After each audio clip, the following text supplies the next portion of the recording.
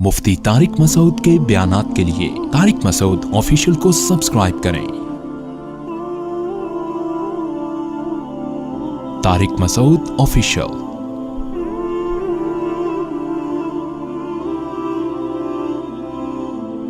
हदीस में दुआ सिखाई है, अल्लाहुम्मा इन्नी अऊज़ु बिका मिन इल्मिन ला यनफा। अल्लाह ऐसे इल्म से पनाह मांगता हूं जो फायदा ना पहुंचाए।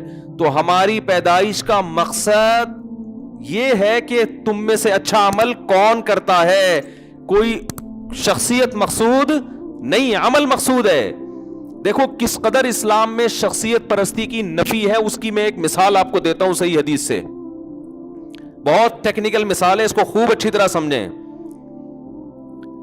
कुरान मजीद में सूरह तौबा में अल्लाह ने ग़ज़वा तबूक का वाक़या बयान किया, जिसमें कुछ 3 मुखलिस सहाबा पीछे रह गए थे।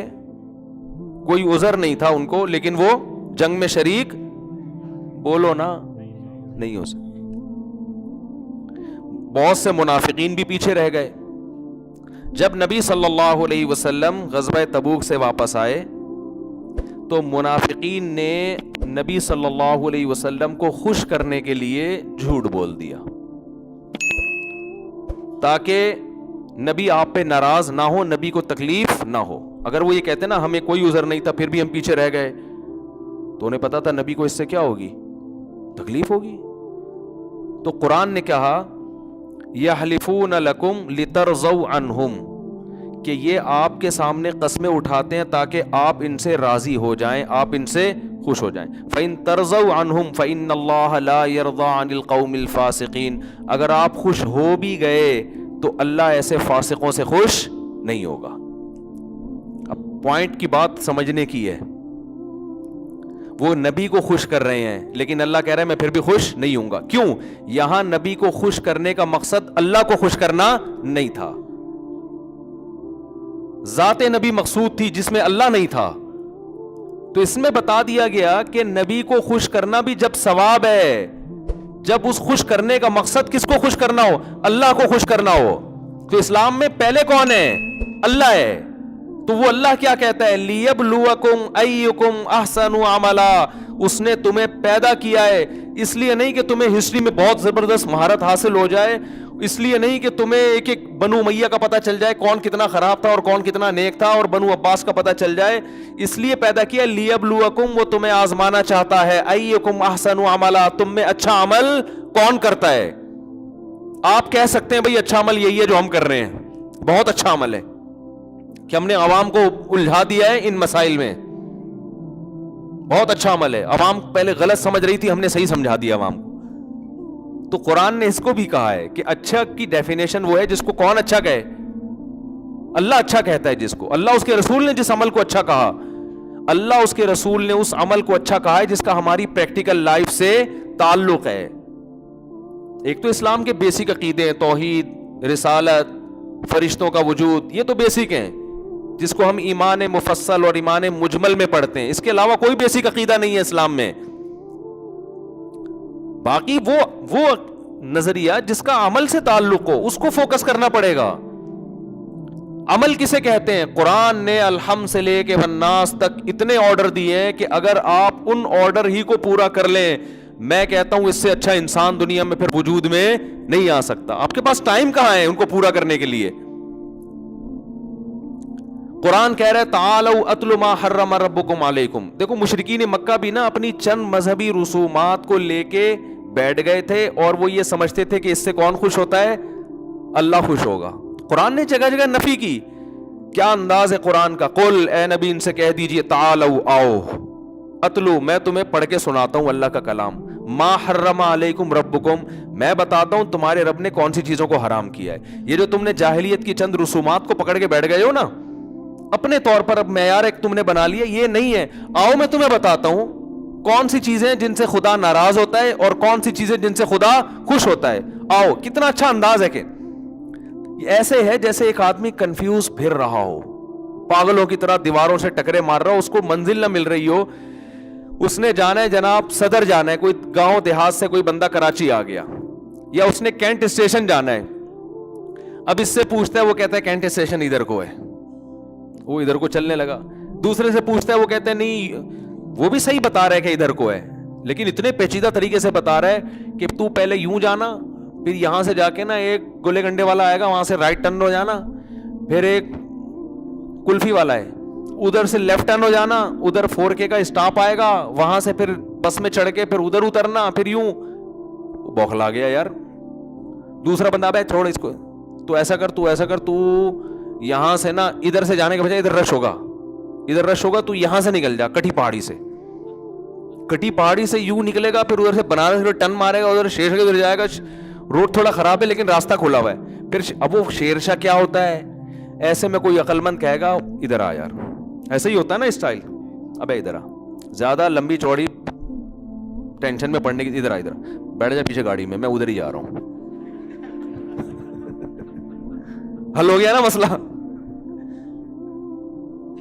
ہاں تبلیغ والے یہی کرتے ہیں کہ ابے تو چھوڑ دے ان مناظروں میں, بحثوں میں, 3 دن لگا لے, انسان کا بچہ بن کے واپس آ جائے گا, لگا لے ہمارے ساتھ. واقعی یہ انداز بڑا بہترین ہے, وہ چھوڑ دے یار. وہ میں نے کہ اہل حدیث کا واقعہ سنایا تھا نا, وہ ابھی بھی اہل حدیث ہی ہیں لیکن وہ تبلیغ میں لگنے لگے, کہہ رہے یار میں یہ رفع الدین, آمین بالجہر, ٹانگیں چوڑی کرنی ہے, پتلی کرنی ہے, پوری زندگی برباد کر دی, حاصل کچھ بھی نہیں ہوا. اور کہہ رہے جس کے پاس جا کے بیٹھو دوسرا فرقہ غلط لگنے لگتا ہے. میں نے ان کا, میرے بڑی اچھی دوستی ہے ان سے, وہ میری 4 شادیوں والی کتاب پڑھ کے مجھ سے ملنے. اہل حدیث تو اتنی بڑی داڑھی ان کی نا, 4 شادیوں والی کی کتاب پڑھ لی, 2007 میں پڑھی انہوں نے, مجھے تلاش کرتے کرتے پہنچے, وہ بڑے بغلگیر ہوئے, کہہ رہے یار کیا کتاب ہے یار, میری تو زندگی بدل گئی. بڑی بہت متاثر ہوئے, تو داڑھی سے مجھے اندازہ ہو گیا وہی اہل حدیث ہیں. تو میں نے کہا کیا یہ آپ کہہ رہے, میں پہلے دیوبندی تھا, نہیں پہلے میں بریلوی تھا, پہلے میں کیا تھا, بریلوی. تو ہم وہ 40ویں 11ویں شریف 12ویں شریف نظر و نیاز سارے جمعرات کے سب کچھ رپورٹ ہمارے ہاں تفصیل سے چلتی تھی. کہہ رہے پھر میں دیوبندیوں کے پاس بیٹھنا شروع ہوا, تو کہنے لگے میں دیوبندی بن گیا. کہہ رہے ہیں پھر اس کے بعد میں بڑی ملامت ہوئی, خاندان ظاہر ہے ملامت کرتا ہے. تو جب میں دیوبندی بنا تو پھر کچھ دنوں کے بعد اہل حدیث میں بیٹھا, انہوں نے بخاری کی حدیث دکھائی رفع الدین والی. میں نے کہا دیوبندی تو یہ کرتے ہی نہیں ہے. اب ظاہر ہے ہر آدمی کے پاس علم نہیں ہوتا, انہوں نے کوئی 2-4 مولوی مل جائیں گے, ان سے پوچھا ہوگا, ان کے پوچھا. ہر آدمی کو ہر چیز معلوم تھوڑی تھی, پینوڈل کی تحقیقات ہر آدمی کے پاس ہر وقت تھوڑی, ہر ڈاکٹر کے پاس بھی نہیں ہوتی. تو وہ کہہ رہے میں پھر اہل حدیث بن گیا. کہہ رہے جب میں اہل حدیث بنا تو ایک دن جماعت المسلمین والوں کا کہیں مجھے لٹریچر ملا کہ ہمارا فرقہ وارانہ نام نہیں ہے, یہ حنفی, شافی, دیوبندی, بریلوی, اہل حدیث, یہ تو فرقے بنائے ہوئے. ہوا سماکم المسلمین, اللہ نے نام کیا رکھا ہے, مسلم. آئیے جماعت المسلمین میں جس کا کوئی فرقہ نہیں ہے. انہوں نے کہا یہ اہل حدیث بھی فرقہ ہے. کہہ رہے ہم جماعت المسلمین نکل لیے. اب آسان نہیں ہوتا مسلک چھوڑنا, ملامتیں. کہہ رہے نہیں ہمیں تو حق کی تلاش تھی, ہم کہاں نکل لیے, جماعت المسلمین.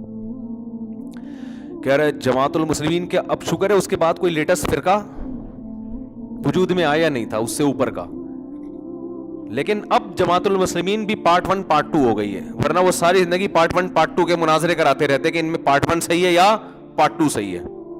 اب تو جماعت المسلمین کا مسئلہ ایسا حل ہوا نا, جب سے پارٹ 1 پارٹ 2 آیا جماعت المسلمین کا زور بھی ختم ہو گیا, ورنہ ہم یہاں محلے میں ایک درد سر بنے ہوئی تھی جماعت المسلمین. ہر تھوڑے دن میں کوئی لڑکا لٹریچر لے کے آ رہا ہوتا, اس کا کیا مطلب ہے, اس کا کیا مطلب ہے. ہم شادیوں پہ کام کر رہے ہیں, لوگوں کو کہہ رہے ہیں یار بیوہ عورتوں کو سہارا دو, اور جناب طلاق یافتہ عورتوں کو سہارا دو, اور ادھر تو علماء کی صلاحیت ہے جب ان چیزوں میں لگیں گی تو معاشرے میں وہ مثبت کام کس ٹائم پہ کریں گے بیٹھ کے. تو وہ جناب جب سے پارٹ 1 پارٹ 2 وجود میں آئی ہے نا, اب مسئلہ ہی حل. جب بھی کوئی جماعت المسلمین والا کہتا ہے کہ نبی نے فرمایا جماعت المسلمین اور اس کے امام کا کو یعنی لازم پکڑو, تو ہم کہیں گے پارٹ 1 کے بارے میں فرمایا یا پارٹ 2 کے بارے میں, پہلے یہ فیصلہ کر لو, پھر ہم حدیث میں دکھاؤ پارٹ 1 ہے یا پارٹ 2 ہے. تو اب وہ سنا پارٹ 3 بھی ہو گیا, واللہ اعلم.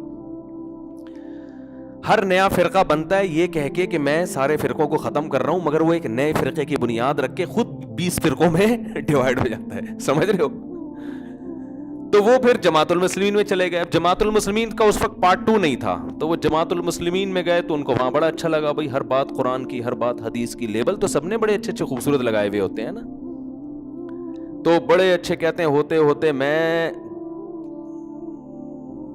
صوبہ سندھ کا امیر بن گیا, کیونکہ پیسے والے بھی ہیں یہ, تو پیسہ بھی بہت دیا, بہت جماعت المسلمین پہ انہوں نے نچھاور کیا. جماعت المسلمین کو ترقی دینے میں ان کا بہت بڑا کردار. میں نام اس لیے بتاؤں گا کہ ان کی طرف سے پابندی ہے جماعت المسلمین والے, پھر ان کے تنگ نہ کرنا شروع کرتے ہیں ان کو, کیا بھائی تو انہیں جماعت المسلمین چھوڑ دی, ہمارے راز کیوں فاش کر رہا ہے, یہ بھی تو خطرہ ہوتا ہے نا.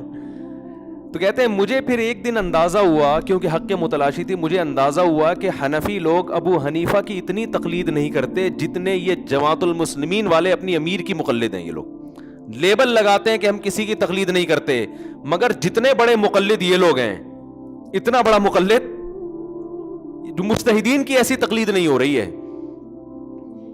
کہہ رہے پھر میں سوال پوچھتا تھا, مجھے اس کا جواب نہیں ملتا تھا, تو میں پھر کنفیوز ہونا شروع ہو گیا, یار تم تو باپ بنائے ہوئے تم نے اپنے امیر کو. کہہ رہے اب کہاں جائے بھائی, یہ تو شکر ہے مرتد نہیں ہوئے. میں نے ایسے لوگوں کے واقعات سنے جو تنگ آ کے بالآخر مرتد ہو گئے, اسلام چھوڑ دیا انہوں نے. کہہ رہے ایک دن میں گیا تبلیغی جماعت, کہیں فضائل اعمال کی تعلیم چل رہی تھی تو میں جا کے بیٹھ گیا. مجھے انہوں نے پاؤں دبانا شروع کر دیے کہ سیروزے میں چلو. کہہ رہے پہلے تو میں نے سوچا اب یہ رفع الیدین کا مسئلہ چھڑیں گے نا, اب یہ آمین کی بات کریں گے. کہہ رہے میں نے ٹانگیں چوڑی کر کے نا یوں کر کے پوری نماز پڑھی ایسے کر کے کہ مجھے کوئی چھیڑے, کسی نے نہیں چھیڑا. کہہ رہے میں نے کہا 3 دن لگاتا ہوں پھر چھیڑوں گا میں, 3 دن لگاتا ہوں, یہ الفاظ میرے ہیں, چھیڑوں گا, اور یہ تو ہماری اپنی کراچی کی اردو میں یہ چیزیں بنائی ہوئی ہیں ہم نے, یہ ٹھیک ہے نا. تو انہوں نے کہا شاید اب مجھے تنگ کریں یہ لوگ کہ میں سیروزے میں ٹرائی, جہاں اتنی جماعتیں ٹرائی کی ہیں اس کو بھی ٹرائی کر لو. تو کہہ رہے میں نے کہا میں یوں جاؤں گا پھر یوں کروں گا پھر زور سے آمین, تو کچھ نہ کچھ تو ہوگا. کہہ رہے حیران ہو گیا, 3 دن ہو گئے مجھے کسی نے کچھ نہیں کہا. ان کی ایک ہی بات تھی, بھائی یہ دین ہمارے اندر کیسے آئے گا, پوری دنیا کے اندر کیسے آئے گا, اس کے لیے ہم سب کو مل جل کے فکر. کہہ رہے میں کہہ رہا ہوں بھائی یہ رفع, کہہ رہا چھوڑ تو جیسے کر رہا ہے نا کرتا ہے. یہ جو سعودی عرب میں تبلیغی جماعت پہ پابندی لگی ہے نا, اس پہ بہت سے لوگ مجھے کہہ رہے ہیں آپ حکومت سعودیہ کے خلاف بیان دیں. ہم نے ایک بڑے عالم کی بات بڑی خاندانی سنی جو میرے شیخ ہیں, انہوں نے کہا تبلیغی جماعت پہ جب پابندی لگی ہے تو اس کو تبلیغی انداز سے ہی حل کرنا پڑے گا. تبلیغی انداز یہ کہ کسی کے خلاف بیان نہ داغا جائے, کیونکہ اگر آپ بیانات داغنا شروع کر دو گے نا حکومت کے خلاف, سعودی حکومت کسی کی نہیں سنتی, سمجھ رہے ہو نا.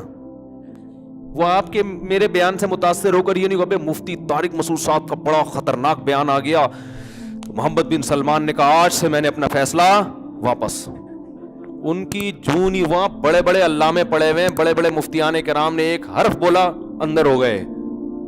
تو اس سے سوائے اس کے کہ تبلیغ پہ پابندی کے ساتھ علماء پہ بھی پابندی لگ جائے اور مزید کچھ نہیں ہوگا. تو بڑی پیاری بات کی انہوں نے کہ بھائی اس پابندی کو تبلیغی اسٹائل میں ہی حل کیا جائے. تبلیغ والے یہی اس طرح اسٹائل ان کا کیا ہے, یہی ہے جو ابھی بیان کر رہا ہوں کہ وہ کہہ رہے کہ بھائی رفع الیدین کا مسئلہ اور تو بھائی چھوڑ یار, ٹھیک ہے چھوڑ دے اس مسئلے.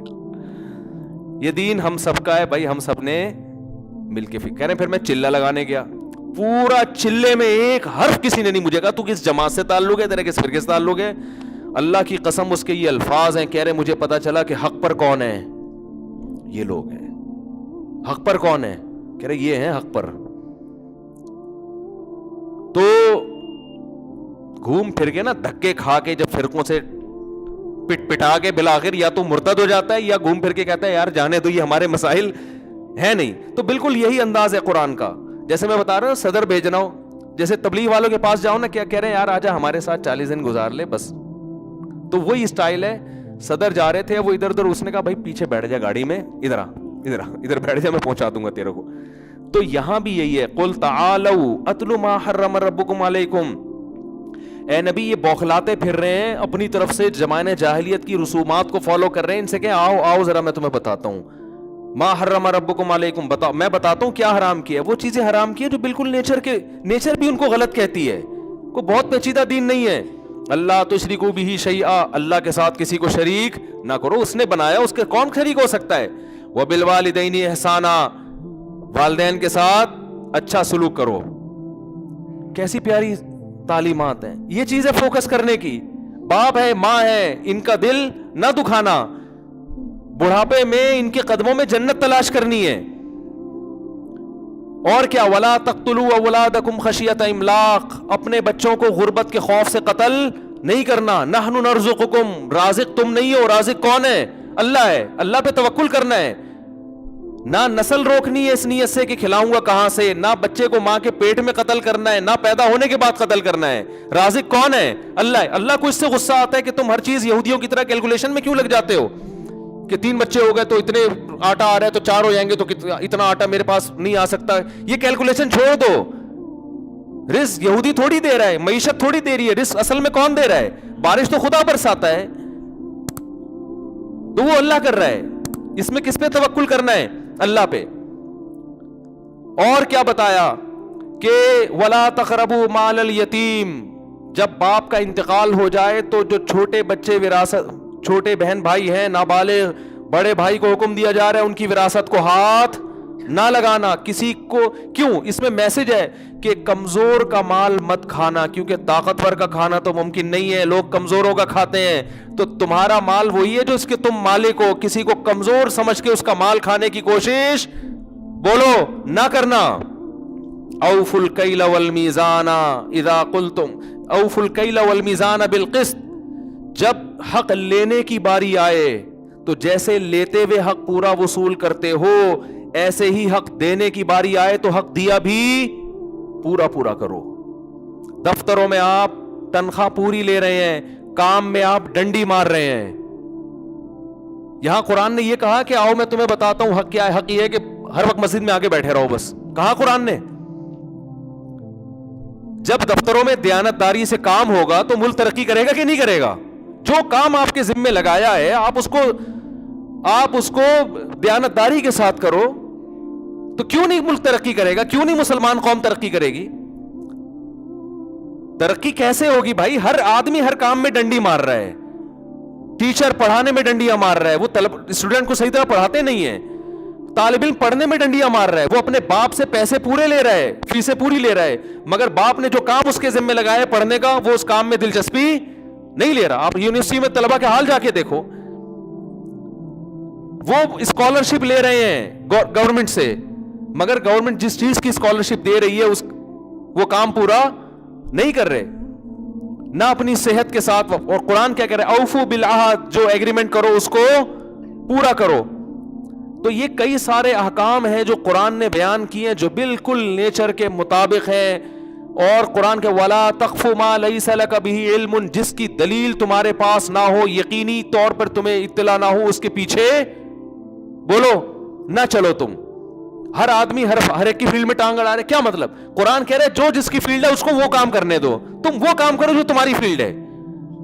لیکن آپ وہ کام کبھی نہیں کریں گے جو آپ کی فیلڈ ہے, آپ وہ کام کریں گے جو کس کی فیلڈ ہے؟ دوسرے کی, اس میں ٹانگ اڑائیں گے آپ. تو یہ بیسک چیزیں ہیں قرآن کی. مسلمان اگر اس پہ آ جائے تو میں سمجھتا ہوں عالم اسلام میں انقلاب برپا ہو جائے, لیکن مسلمان اس پر کبھی بھی لگ رہا حالات سے یہ کہ نہیں آئے گا. اس کو اپنے آپ کو درست کرنا ہے ہی نہیں, وہ انہی چکروں میں پڑا رہے گا. باپ بتاؤ کتنی زور سے مائکوں پہ اسپیکر لگا کے گھروں کے اندر اسپیکر, اس میں نعتیں چل رہی ہیں. میں نہیں کہتا سب ایسا کرتے ہیں, لیکن جو کر رہے ہیں تو غلط کر رہے ہیں نا. وہ آپ کو کس نے کسی اور کی پرائیویسی میں دخل اندازی کی اجازت دی؟ آپ کو کس نے کہا ہے کہ آپ مائک لے کر آپ روڈ بلاک کر دو, آپ چلنے پھرنے والوں کا راستہ روک دو, آپ لوگوں کو کہ آرام میں خلل کا ذریعہ بنو؟ یہ کس نے آپ کو اجازت دی ہے؟ ہم نے جمعے کے بیان میں باہر کا اسپیکر آن نہیں کیا, حالانکہ میں پرمیشن لینا چاہوں شاید مجھے مل جائے, لیکن نہیں بھائی, میں اپنی بات زبردستی لوگوں کے کان میں کیوں ٹھوسوں؟ میں پھر لوگوں کو کیسے یہ بات بتاؤں گا کہ نبی نے فرمایا کہ وہ شخص مسلمان نہیں جس سے دوسرے مسلمان محفوظ نہیں ہے؟ میں کیسے بتاؤں گا لوگوں کو؟ ہو سکتا ہے کل ایک آدمی آئے کہ بھئی میں بیمار ہوں, میں نہیں آپ کی تقریر سننا چاہتا, یہ مائک کی آواز سے, اسپیکر کی آواز سے میرے کان پھٹتے ہیں. لیکن آپ دیکھو میں دھوس جمانا شروع کر دوں گا, تو اللہ رسول کی بات اللہ رسول کی بات میں کر رہا ہوں, تیرے کان اس کو تو اسلام سے ہی گیا. اور بھائی اللہ رسول کی بات میں یہ بھی ہے کہ آپ نے کوئی ایسا طریقہ اختیار نہیں کرنا جس سے کسی دوسرے کو تکلیف ہو. پیاز کھا کے مسجد میں آنے پر پابندی لگا دی ہے, کھا لیا تو اب گھر میں نماز پڑھ لو. اب کوئی پیاز کھا کے مسجد میں آ رہا ہے, آپ کہیں بھائی گھر جا, مجھے مسجد سے روک رہے ہو, اور قرآن کی آیتیں فوراً پڑھنا شروع کر دیں گے. وَمَنْ أَظْلَمُ مِمَّن مَنَعَ مَسَاجِدَ اللَّهِ, اس سے بڑا ظالم کون ہے جو مسجد میں آنے سے لوگوں کو روکے.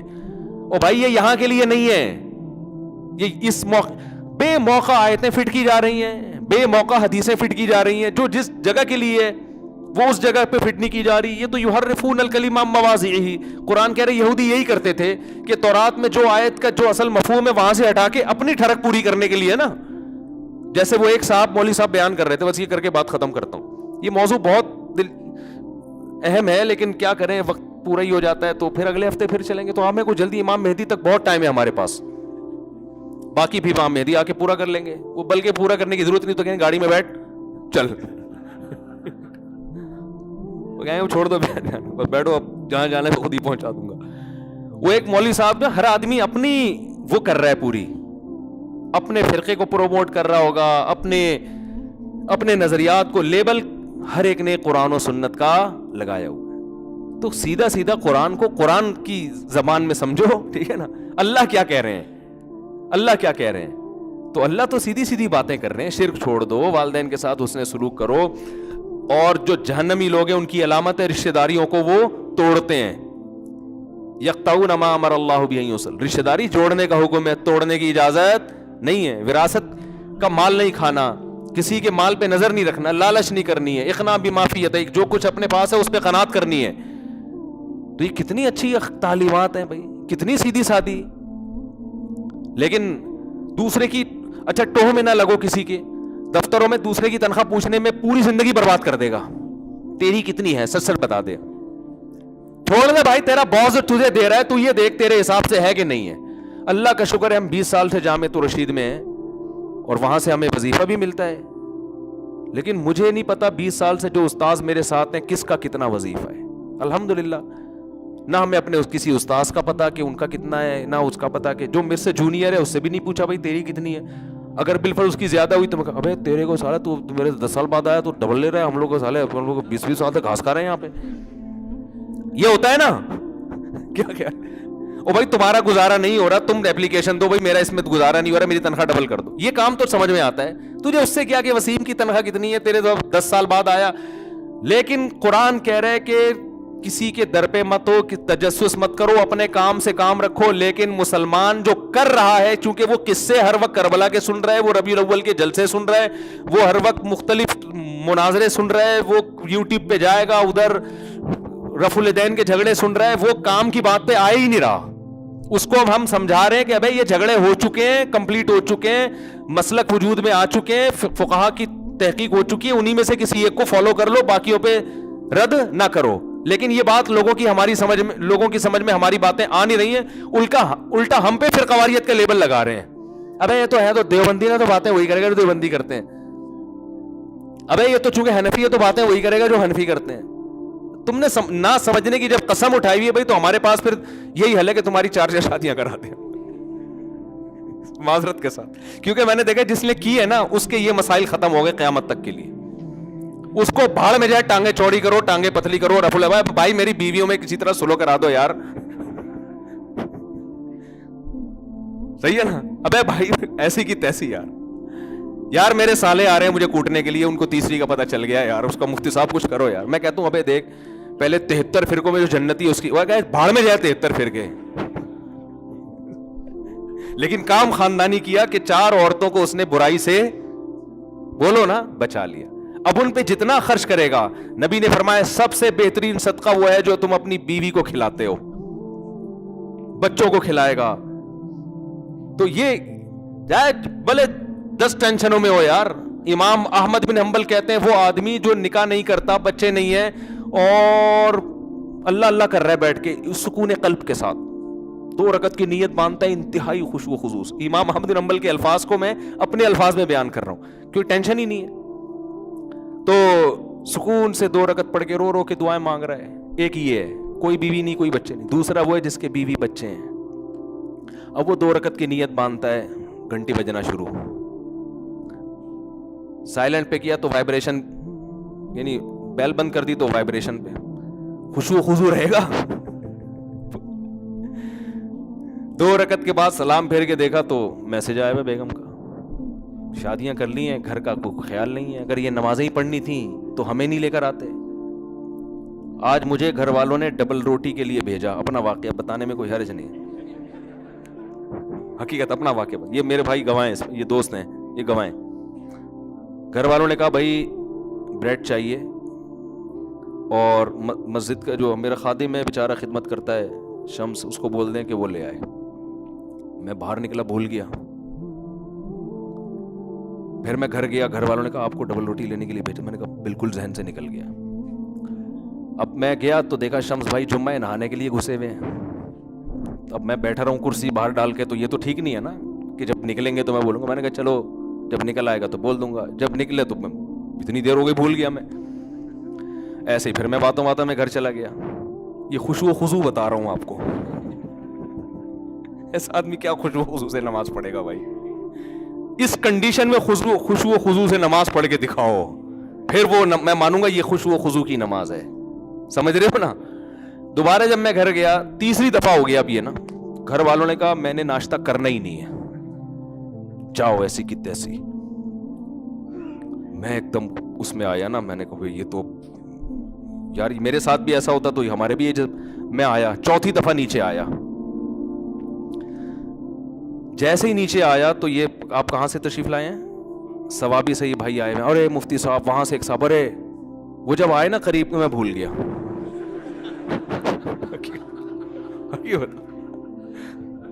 حقیقت بتا رہا ہوں. میں آیا اپنے دفتر میں بیٹھا, لیپ ٹاپ پہ کچھ کام تھا. اب میں سوچ بھی رہا ہوں یار ہوا کیا ہے میرے ساتھ, یہاں تک کہ 1 بجائے, اور جب میں نے فون دیکھا تو گھر والوں کا فون آ رہا تھا. بس جو میری کنڈیشن ہے وہ ان کو پتا ہے. میں نے کہا میں تو فون اٹھانے کا میرے اندر حوصلہ نہیں.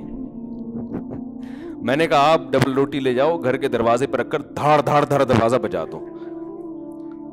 اور میں نے یہ سوچا کہ اب ٹوپی کے علاوہ میرے پاس کوئی کام ہے نہیں, اب ٹوپی کیا کرائیں گے, یہ مجبوری ہے بھائی. اب میں صاف صاف تھوڑی بہ سکتا ہوں بھول گیا. بھائی ایسے کیسے بھول گیا یار؟ حالانکہ ہمارے گھر کا ایک سیٹ اپ بنا ہوا ہے, مہینے کا راشن آتا ہے, وہ سب سیٹ اپ بنا ہوا ہے. کبھی کبھار اس کی ترتیب ہٹتی ہے تو پھر ایڈجسٹ کرنا مشکل. گاڑی کا ایک ٹائر اگر زیادہ گھس جائے تو الائنمنٹ آؤٹ. اب الائنمنٹ صحیح کریں گے تو پھر وہ خراب ہو جائے گی. ٹائر نیا ڈالیں گے تو وہ پرانے والے زیادہ گھسے میں, یہ والا تو وہ ادھر سے, اب وہ ایڈجسٹ کرنے میں جب ترتیب آؤٹ ہوتی ہے نا. تو میں نے کہا بھائی میرے اندر تو اب ہمت نہیں ہے, میں جاؤں گا خام میں گھر میں الٹی سیدھی باتیں ہوں گی. جمعے کا ٹائم ہو رہا ہے, میں غصے میں یہاں کے بیٹھوں گا تو یہاں بھی وہ ڈبل روٹی کی باتیں شروع ہو جائیں گی پھر. تو اب آپ ایسا کرو, دروازہ بجاؤ اور پتلی گلی سے نکل آؤ. میں جب گھر جاؤں گا تو میں بولوں گا کب سے رکھی ہوئی ہے بریڈ گیٹ پر. یہی میرا, اس میں جھوٹ نہیں ہے. کب سے رکھی ہوئی ہے مجھے خود نہیں پتا, کب سے رکھی ہوئی ہے ایگزیکٹ ٹائم تو معلوم نہیں ہے نا. وہ بندہ دروازہ بجا رہا ہے یار, کب سے رکھی ہوئی ہے. تو یہ میرے ذہن میں پروگرام تھا کہ بھائی ٹوپی بندے پہ ڈال دو. تو آخر یعنی اگر اس میں ناکام ہو گیا تو کہیں گے اس نے, یہی چلتا ہے گھر اسی طرح چلتا ہے. ایسا نہیں ہوتا کہ میں بھول گیا تو میں پھر بھول گیا تو میں پھر بھول گیا تو پھر بھول گیا. تو خیر جلدی سے بات ختم کرتا ہوں. تو بس 2 رکعت امام احمد بن حنبل فرماتے ہیں کہ جس کے بال بچے ہوں وہ ان کی فکر میں ہو, ان کو کھلانے پلانے کی فکر میں ہو, ان کے ذمہ داری پوری کرنے کی فکر میں ہو, تو وہ اس کی 2 رکعت اللہ اس پہ ثواب اس کو زیادہ دے گا. تو کیونکہ وہ نیچر پہ چل رہا ہے نا, پادری پن تھوڑی ہے کہ جنگلوں میں نکل جاؤ بس اللہ اللہ کرو بیٹھ کے. تو اصل جو قرآن کے احکام ہے نا, جس میں وراثت کا حکم ہے, سود سے بچنے کا حکم ہے, بہنوں کو وراثت دینا, کسی کا مال ناحق نہ کھانا, جو کام آپ کے ذمے لگا ہے وہ دیانتداری سے ادا کریں. تو یہ کام مسلمان پہلے چونکہ کر رہا تھا تو ترقی کر رہا تھا, اب یہ کام مسلمان نے چھوڑ دیے ہیں. اور اگر ہم جنت جہنم کو بیچ سے نکال دیں گے نا میرے بھائی, تو مسئلہ یہ ہوگا کہ یہ جتنے ہیں نا اس سے ہی جائیں گے. یہ ایسا نہیں ہو کہ چاند پہ پہنچنا شروع کر دیں گے. کیونکہ ہمارے لبرل لوگوں کے ہاتھ میں ہمارا تعلیمی نظام ہے جو مذہب پہ چلتے ہی نہیں ہے. تو دیکھو تعلیمی نظام کا کیا بیڑا غرق کیا ہوا ہے انہوں نے. اللہ تعالی ہمیں سمجھنے کی عمل کی توفیق عطا فرمائے.